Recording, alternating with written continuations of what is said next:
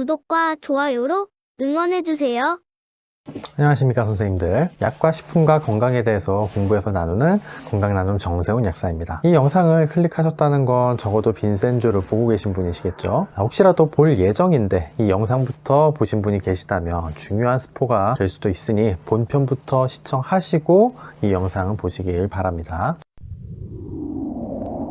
자, 극중에서 악역을 맡고 있는 바벨그룹, 그 중에서도 바벨제약은 드라마의 모든 갈등의 시발점이고 결정적으로 홍유찬 변호사를 죽게 만든 악의 핵심이죠. 극중에서 바벨제약은 코이사닉이라는 가상의 마약 성분으로 만든 진통제를 국내에 유통시켜서 대한민국에 마약을 뿌리고자 하는 야심을 갖고 개발을 추진하고 있는데요. 물론 애초에 드라마라는 게 다 픽션이고 어느 정도 과장이 가미되기 마련이긴 하지만요. 혹시라도 진짜 제약회사가 저러면 어떡해? 라고 생각하시는 분이 계시지는 않을까 라는 생각이 들어서 이 영상을 만들게 됐습니다. 제가 약사기도 하지만 회사에서 일할 때 임상시험 파트에서 근무를 했다 보니 좀 보이는 게 많더라고요. RDU90은 극중에서 등장한 코이사닉의 국내 물질명입니다. 개발 과정에서 임시로 부여하는 이름 같은 거죠. 9화에서 장준우가 해외 원료사와 이야기하는 것을 보았을 때 원료는 해외에서 개발이 됐고 마약 성분이라는 것도 이미 다 알고 있고요. 바벨제약은 이를 수입해서 국내에서 1상 임상시험부터 2상, 3상까지 진행하는 약으로 보입니다.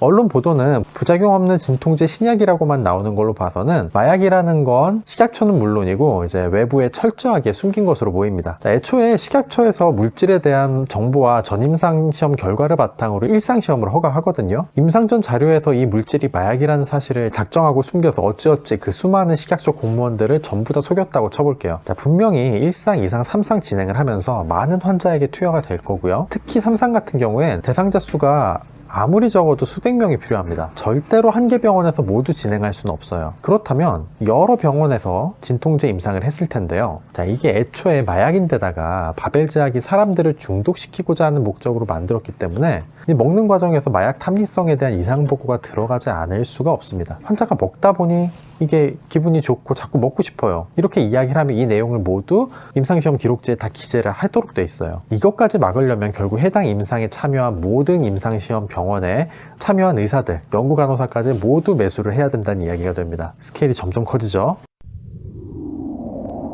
자, 허가까지는 어떻게 됐다 쳐도 그 다음엔 어떻게 될까요? 자, 아무리 마약인 걸 숨겼다고 해도 신물질 진통제가 식약처 허가를 받을 때 일반 의약품으로 허가가 났을 리 만무합니다. 결국 의사 처방이 필요한 전문 의약품으로 허가가 날 거고요. 이 부분에서 이미 3화의 빈센조가 걱정한 초등학생도 아무데서나 마약을 살 수 있게 될지도 모른다. 이런 우려는 한풀 꺾이는 거죠. 자, 또 3화에서 홍차인 변호사가 이렇게 이야기를 해요. 다른 제약사도 마약성 진통제는 만들어요. 왜 바벨만 가지고 물고 늘어지세요? 자, 마약이라는 걸 철저하게 숨기고 유통을 하니까 당연히 문제가 있는 거고 뭐라고 해야 하는 건 맞는 건데요. 그 다음에 홍유찬 변호사가 하는 얘기가 로비를 통해서 의사 처방 수위를 낮추고 소화제처럼 마음대로 처방하게 만들 것이다. 대량 생산할 것이다. 이렇게 이야기를 합니다. 전국의 의사 약사를 전부 다 매수할 수 있는 것도 아니고 이 유통 채널을 의사 처방 약국 조제를 통해서만 나가도록 이미 짜여져 있는 시스템에 대체 어느 세월에 이런 방법으로 대한민국 국민들을 마약 중독자로 만들 수 있을까요? 방법 선택 면에서 상당히 비효율적이지 않나라는 생각이 일단 좀 들었고요. 또 한 가지 어들은 허가 후에는 PMS라는 시판후 조사를 진행합니다.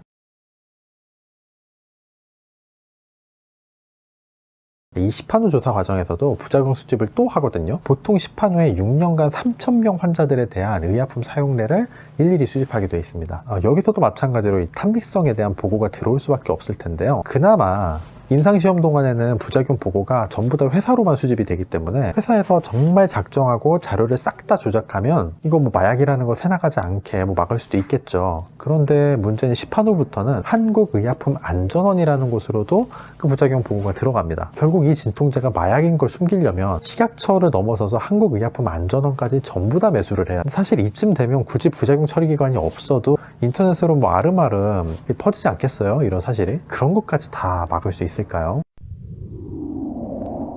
정리를 해보면 바벨제약이 국내에 마약을 유통하기 위해서 밟아간 테크가 현실적으로도 너무 실현 불가능하기도 하고, 실현 가능하다고 해도 전혀 효율적이지 않은 방법이라는 게 제가 빈센조를 보면서 받은 느낌이었습니다. 아, 이렇게 생각하는 사람도 있구나 정도로 참고해 주시면 되겠고요. 이상 빈센조의 바벨 제약에 대해서 분석해본 정세훈 약사였습니다. 오늘 내용이 흥미로웠다면 좋아요, 구독 버튼 꼭 부탁드리고요. 알림 설정까지 해주시면 영상 업데이트도 바로바로 받으실 수 있습니다. 시청해주셔서 감사합니다. 혹시 정세훈 약사에게 궁금하신 점이 있으신가요? 영상 설명에 있는 다양한 경로들을 이용해서 문의가 가능합니다. 지금 영상 정보를 클릭해보세요. 감사합니다.